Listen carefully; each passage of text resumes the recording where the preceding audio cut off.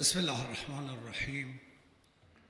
من المؤمنین رجال صدقوا ما عاهدوا الله علیه فمنهم من قضی نحبه و منهم من ینتظر و ما بدلوا تبدیلا. در ابتدا فرارسیدن سالروز ولادت با سعادت امام هادی علیه السلام و همچنین پیشاپیش عید سعید قدیر را تبریک و تهنیت عرض میکنم. مجلس 12 در حالی آغاز به کار کرد که کشور با مجموعه‌ای از شرایط خاص، حوادث مهم و بی سابقه‌ای مواجه بود. ضایعه تلخ شهادت رئیس جمهور شهید رئیسی، ضرورت برگزاری انتخابات ریاست جمهوری در کوتاه‌ترین زمان ممکن، شکلگیری همزمان دولت 14 و مجلس، ترور شهید حنیه در تهران، تجاوزات رژیم صهیونیستی و رویارویی مستقیم آن با ایران اسلامی و لزوم دفاع از کشور در برابر این اقدامات که جلوه عینی آن را در عملیات‌های وعده صادق دیدیم. همگی در شرایطی رقم خورد که کشور با فشارهای مضاعف اقتصادی، مطالبات گسترده مردمی و همچنین روی کار آمدن دولت جدید آمریکا نیز مواجه بوده است. همه این عوامل شرایط کشور را به سطحی از پیچیدگی و حساسیت رسانده که از همه ارکان نظام دقت عمل فوق‌العاده و مسئولیت پذیری حداکثری را مطالبه می کند. سال آغازین مجلس 12 نیز در چنین دوران پرفراز و نشیبی سپری شد و قوه مقننه ناگزیر بود جایگاه و کارویژه خود را در این فضای سیاسی به درستی تعریف و تثبیت کند. راهنمودهای حضرت عالی در دیدارهای مختلف، به ویژه در دیدار با نمایندگان مجلس و نیز پیام آغاز به کار این دوره، چراغ راه ما بود. شما برای ما ترسیم کردید که مجلس 12 باید با پرهیز از ستیزه‌جویی و مجادلات مضر سیاسی، رعایت اخلاق و تقوا، تعامل منضبط و همدلانه با دیگر قوا و رفتار جمعی صحیح و صبورانه در درون قوه به مرکز صدور آرامش برای جامعه تبدیل شود. انسجام و توجه به اقتصاد را دو رویکرد اصلی خود بداند. موفقیت دولت را موفقیت نظام تلقی کند و با کمک به حل مسائل کشور هم در پیشگاه خداوند و هم در برابر ملت پاسخگو باشد و همچنین با پرهیز از افراط و تفرید در بهره‌گیری از ظرفیت‌های نظارتی، جلوگیری از انحراف از برنامه هفتم پیشرفت را مهمترین وظیفه نظارتی خود بداند. بر این اساس اکثر نمایندگان مجلس 12 تلاش کردند این مبانی را به ویژه در نوع تعامل با دولت سلوحه کار خود قرار داده و با تصویب قوانین لازم برای تحول اقتصادی، اعمال نظارت مؤثر و همدلانه و ارائه مشورت‌های کارشناسی دولت را در اجرای بهتر برنامه‌ها و حل مسائل اقتصادی مردم یاری کنند.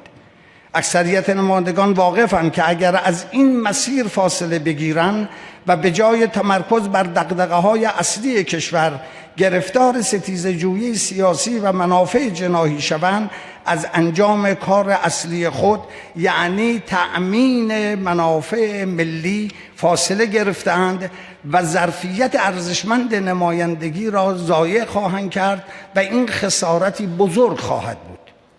عمده قوانین مربوط به نقشه راه تحول در حوزه اقتصادی در مجلس 11 به تصویب رسید.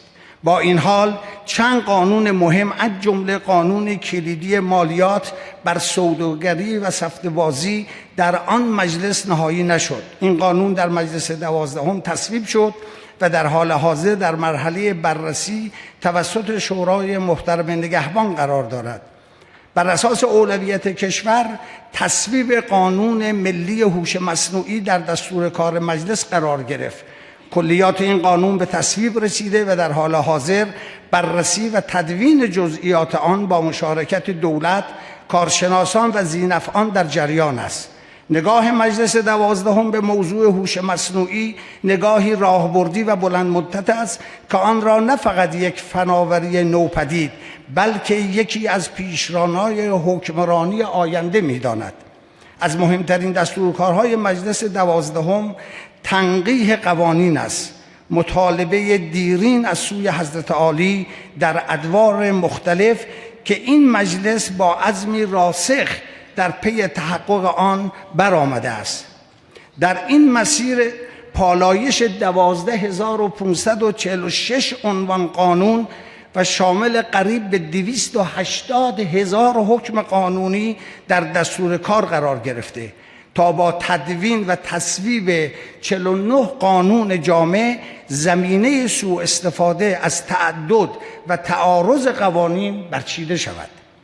تنقیح قوانین نه تنها بوروکراسی کشور را از آشفتگی و فساد می‌رهاند، بلکه مؤثرترین ابزار برای مقابله با قانون شکنان قانوندان و سدی محکم در برابر سوء استفاده مدیران سودجو از خلأ و ناهماهنگی‌های قانونی خواهد بود.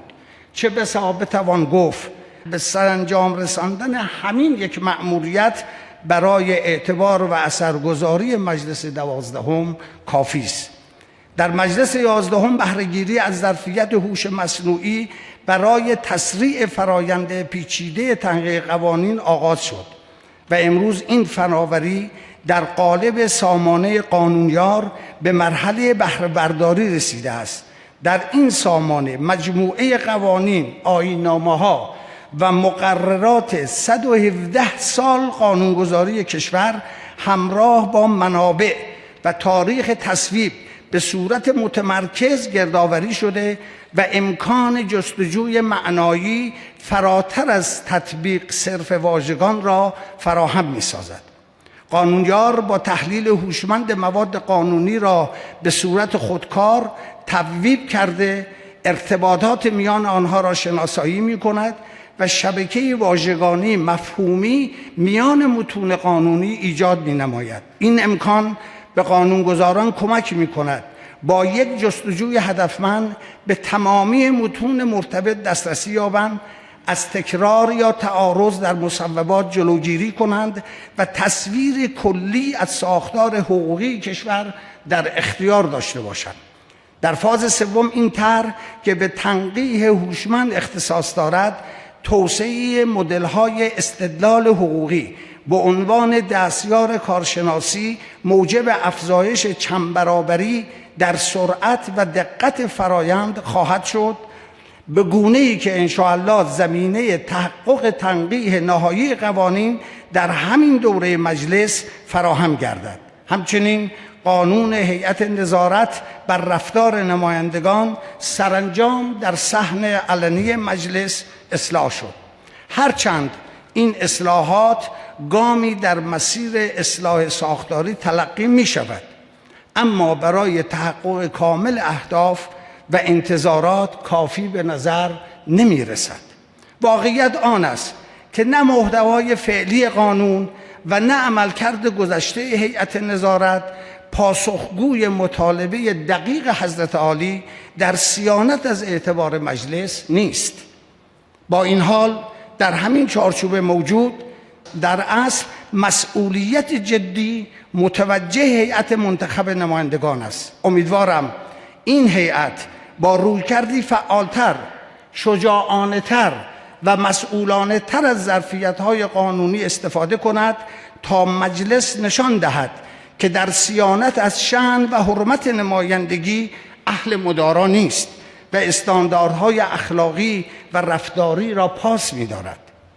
در حوزه نظارت مجلس تلاش کرده ابزارهای نظارتی خود را در جهت کمک به دولت و بهبود اداره امور کشور برای حل مسائل اساسی مردم به کار گیرد، به ویژه به مشورت‌های کارشناسی برای اجرای دقیق‌تر و مؤثرتر قوانین ضریب بیشتری داده است.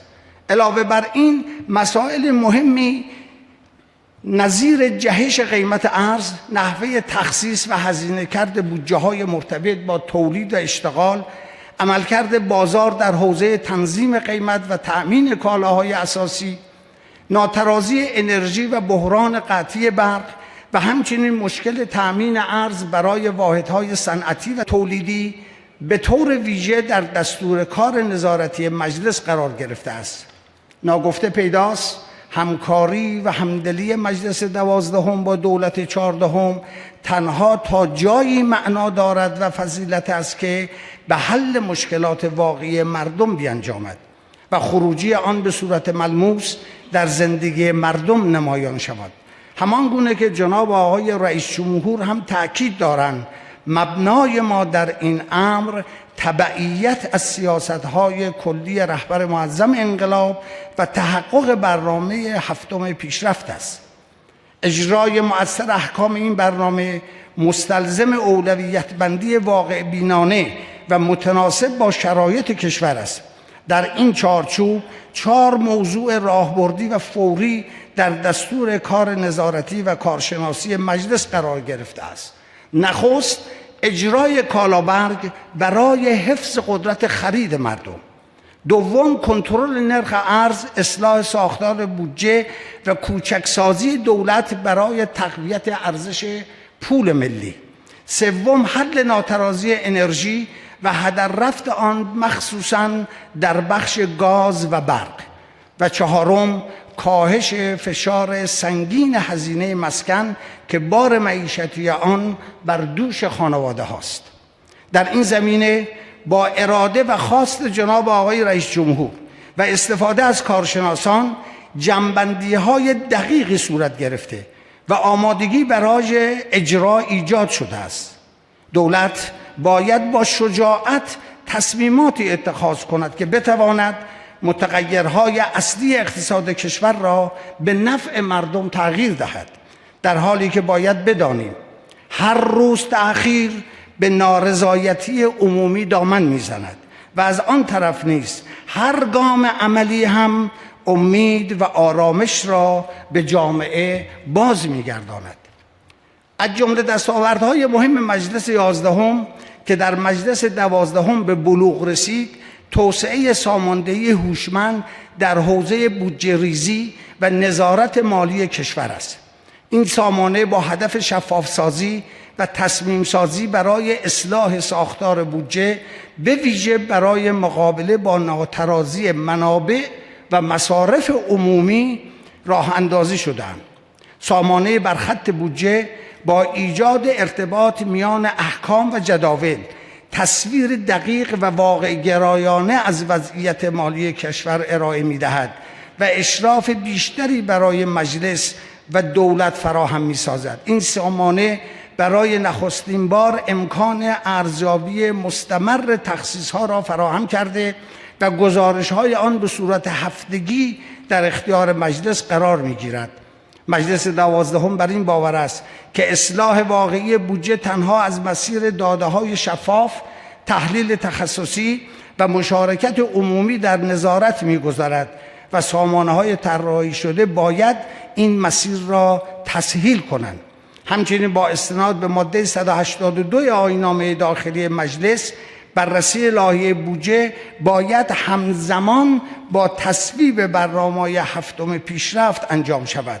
بر همین اساس با مشارکت کمیسیون برنامه و بودجه، مرکز پژوهش‌ها، دیوان محاسبات و سازمان برنامه و بودجه زمینه ارزیابی همزمان احکام برنامه و بودجه فراهم شده است و علاوه بر سامانه‌های بودجه ریزی و نظارتی، تقویت زیرساخت‌های پیشبینی و تحلیل کلان اقتصادی در دستور کار مجلس قرار گرفته است. در همین چارچوب مرکز پژوهش‌های مجلس با هدف تصمیم سازی به موقع و دقیق در شرایط ایجاد شوک یا تغییرات سیاستی، سامانه چشمانداز اقتصاد ایران را راه اندازی کرده است. این سامانه با بیش از 3000 نماگر اقتصادی و مدل سازی سناریوهای مختلف پیشبینی وضعیت اقتصاد کشور را ممکن نموده و به عنوان ابزاری راهبردی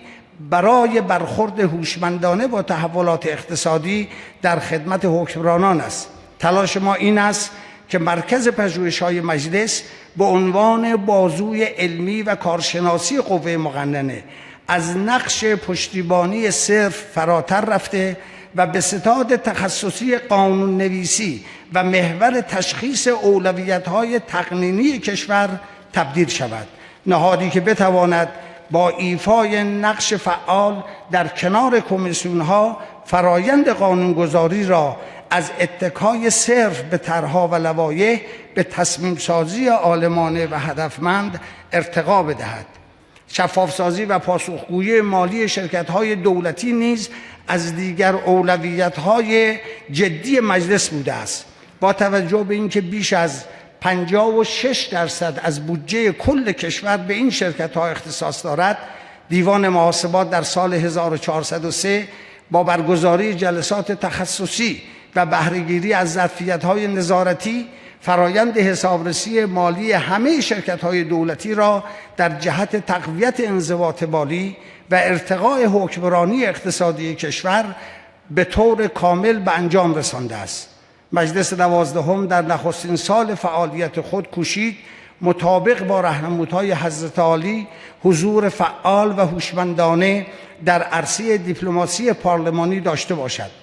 دو محور اصلی این حضور تقویت روابط اقتصادی جمهوری اسلامی ایران و پیگیری مستمر مطالبات مردم مظلوم غزه و لبنان بود.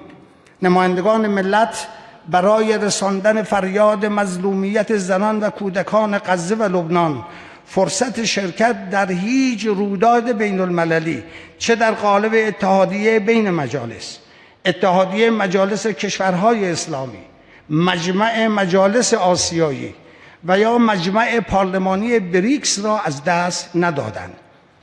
همچنین هیئت‌هایی از مجلس با سفر به 12 کشور پیام مقاومت فلسطین و لبنان را منتقل کردند.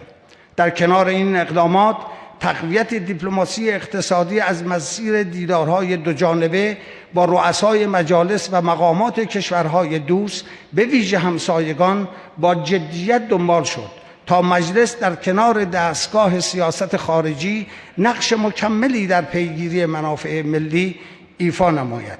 یکی از مهمترین موضوعات سیاست خارجی کشور تداوم مذاکرات غیر مستقیم میان جمهوری اسلامی ایران و ایالات متحده آمریکاست. مجلس شورای اسلامی ضمن صیانت از قانون اقدام راهبردی برای لغو تحریم‌ها خود را موظف می‌داند بر مسیر این مذاکرات نظارتی مسئولانه داشته باشد تا از هر گونه انحراف از سیاست‌های کلان نظام در چارچوب‌های قانونی جلوگیری کند.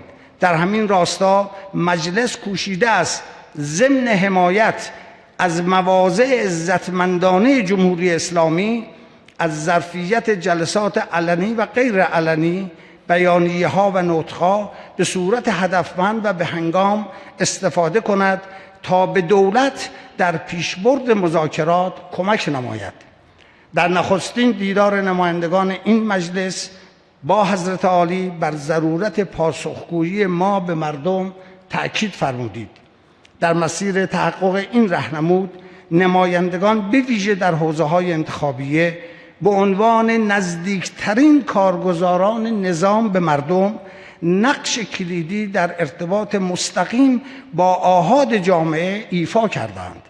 مجلس 12 با برنامه‌ریزی مشخص تلاش کرده است در سفرهای استانی رئیس مجلس، رؤسای کمیسیون‌ها و نمایندگان مرتبط با موضوعات از طریق دیدارهای مستمر با اقشار مختلف مردم از جمله دانشجویان، فعالان فرهنگی و اجتماعی، فعالان اقتصادی، اساتید حوزه و دانشگاه و دیگر گروه‌های اجتماعی مطالبات و دغدغه‌های مردم را به طور مستقیم دریافت کرده و تا حد توان و امکان به پرسش‌های آنان پاسخ دهد و نقدهایشان را دریافت کنند.